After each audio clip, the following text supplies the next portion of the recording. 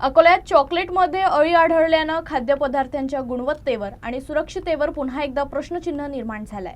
या घटनेचा video social मीडियावर वेगानं व्हायरल होत आहे। दरम्यान पीडित ग्राहकांना राष्ट्रीय ग्राहक हेल्पलाईनवर तक्रार दाखल केली असून दोषींवर कठोर कारवाईची मागणी केली आहे।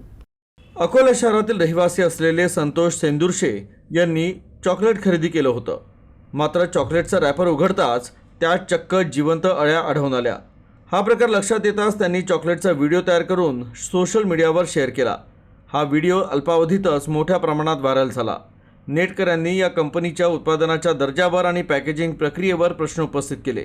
या प्रकरणी संतोष सेंदुरशे यांनी राष्ट्रीय ग्राहक हेल्पलाईन तसंच ऑनलाईन ग्राहक सेवा केंद्राकडे अधिकृत तक्रार दाखल केली। अन्न सुरक्षा विभागानं या घटनेची सखोल चौकशी करून संबंधित दुकानदार आणि कंपनीवर कठोर कारवाई करावी अशी मागणी त्यांनी केली। या प्रकारामुळे ग्राहकांमध्ये चिंतेचं वातावरण निर्माण झालं असून अन्नपदार्थांच्या गुणवत्तेबाबत पुन्हा एकदा प्रश्न उपस्थित झाले आहे। आपल्या कोलगेट चौकातून मधुरम स्वीट्स म्हणून एक दुकान आहे। तिथून 4 तारखेला संध्याकाळी चॉकलेट घेतले होते। तर घरी आणल्यानंतर मुलं मागत होते, रडत होते दोघेही। तर ते स्वतः दोघं रोज स्वतःच्या हाताने खातात। पण काल असं झालं की त्यांच्या मम्मीने त्यांना शेअरिंग करून देतो म्हणून, तर त्यांच्या मम्मीने जेव्हा ते चॉकलेट ओपन केलं तेव्हा त्यात आम्हाला अळ्या दिसल्या।